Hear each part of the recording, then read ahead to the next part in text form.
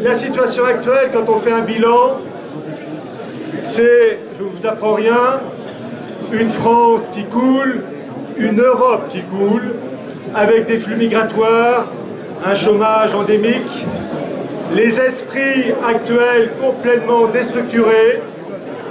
Et voyez-vous, le problème, c'est que tout ce qui a été dit encore ce matin, et qui a été dit de manière tout à fait juste, on ne dénonce jamais les causes.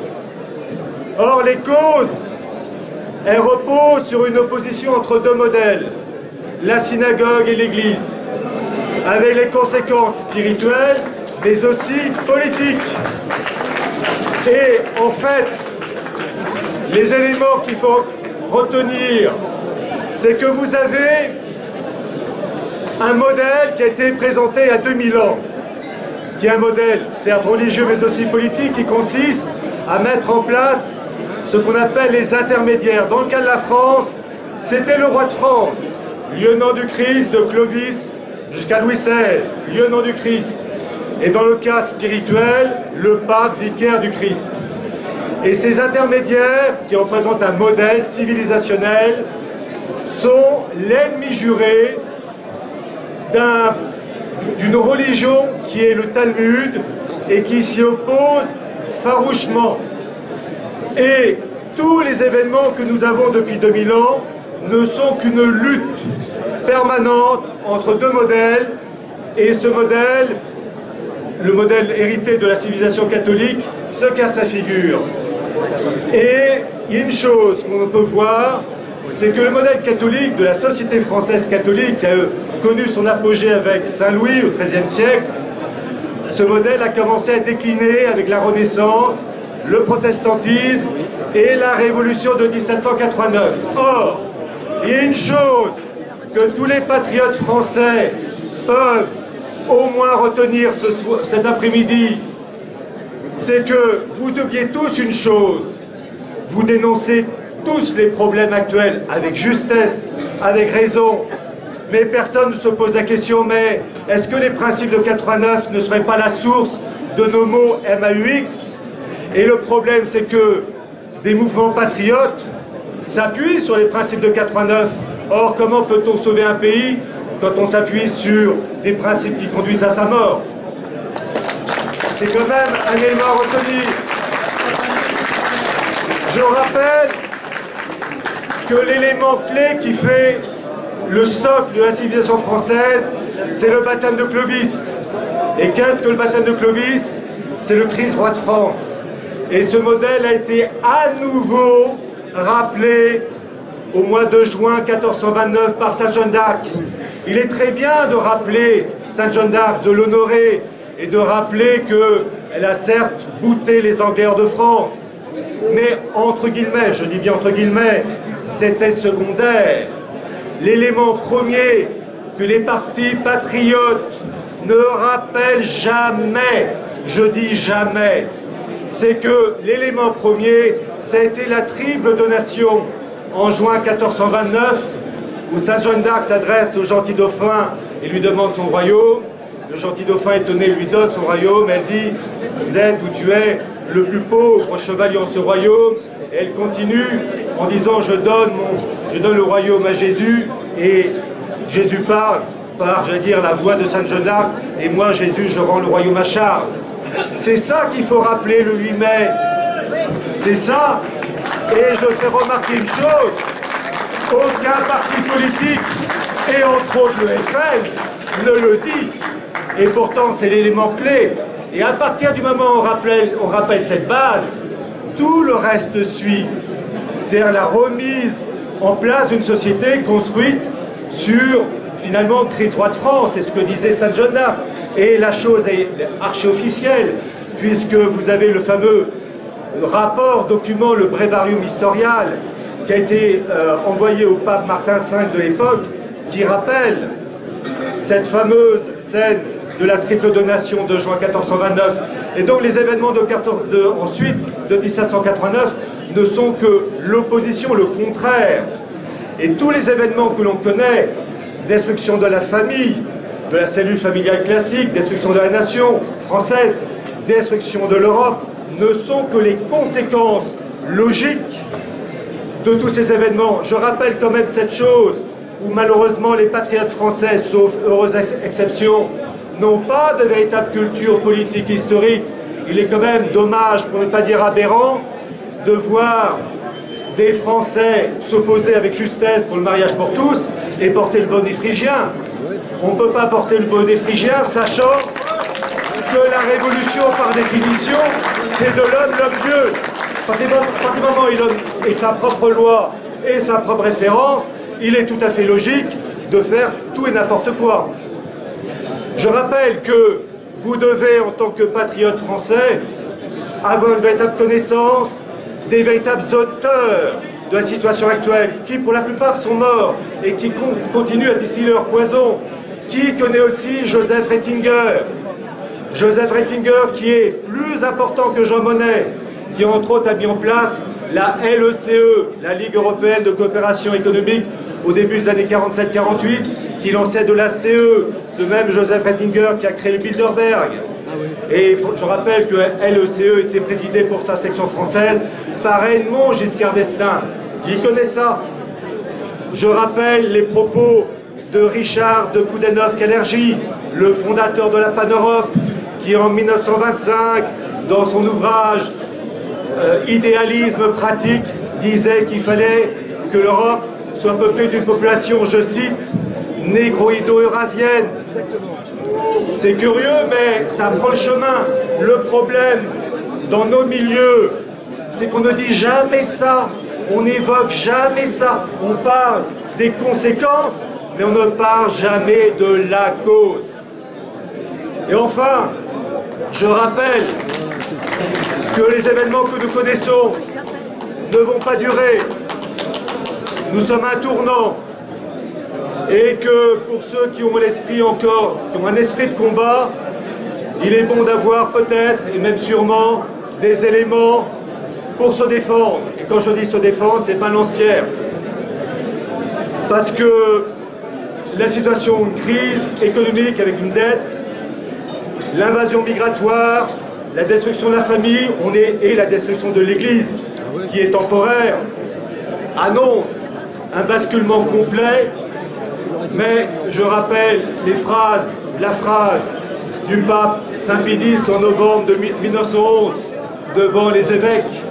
La France qui est née l'Église reviendra vers les fonds baptismaux de Reims. Alors à nous, patriotes français, de le rappeler, et en particulier ceux qui représentent les partis politiques ou les mouvements qui défendent la cause nationale, de rappeler ce qui a fait le socle de l'histoire de France, le baptême de Clovis. Je vous remercie.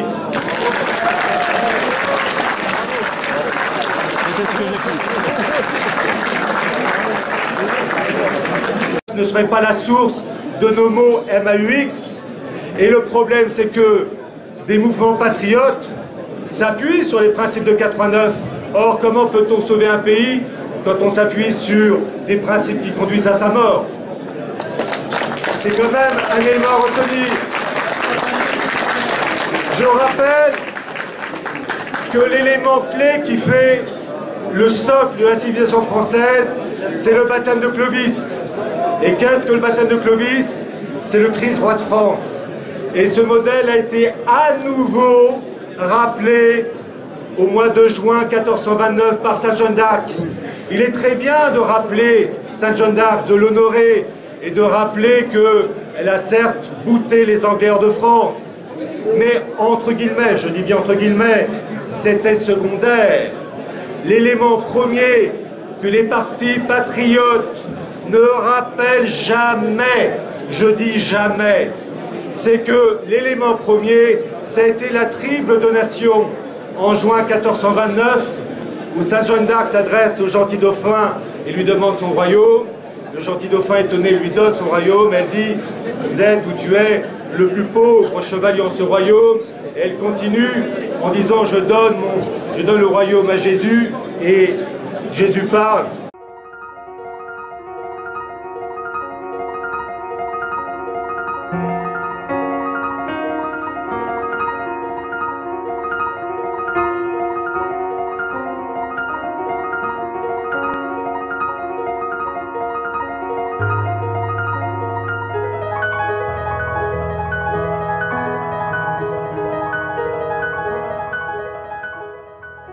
La situation actuelle, quand on fait un bilan, c'est, je ne vous apprends rien, une France qui coule, une Europe qui coule, avec des flux migratoires, un chômage endémique, les esprits actuels complètement déstructurés.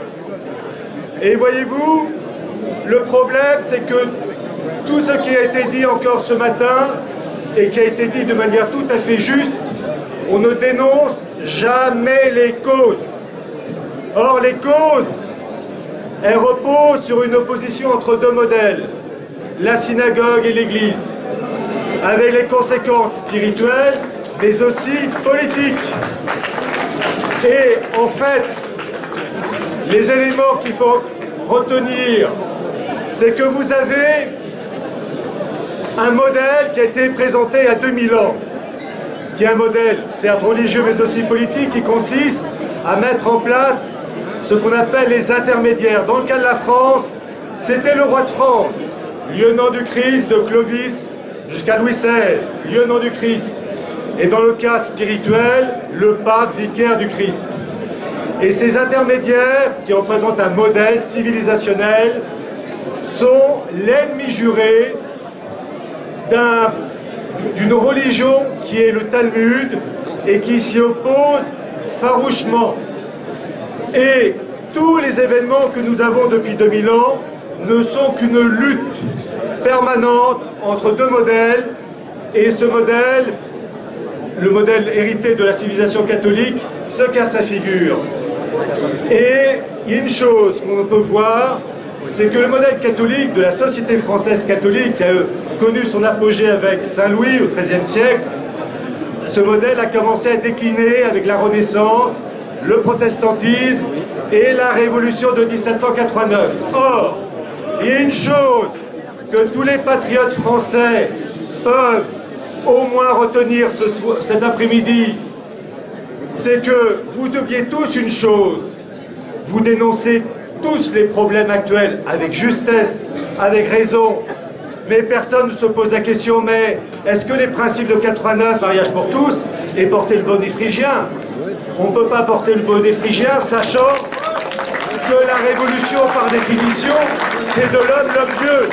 À partir du moment où l'homme ait sa propre loi et sa propre référence, il est tout à fait logique de faire tout et n'importe quoi. Je rappelle que vous devez, en tant que patriote français, avoir une véritable connaissance des véritables auteurs de la situation actuelle, qui pour la plupart sont morts et qui continuent à distiller leur poison. Qui connaît aussi Joseph Ratzinger? Joseph Ratzinger, qui est plus important que Jean Monnet, qui entre autres a mis en place la LECE, la Ligue Européenne de Coopération Économique, au début des années 47-48, qui lançait de la CE, ce même Joseph Ratzinger qui a créé le Bilderberg. Et je rappelle que LECE était présidée pour sa section française par Edmond Giscard d'Estaing. Qui connaît ça?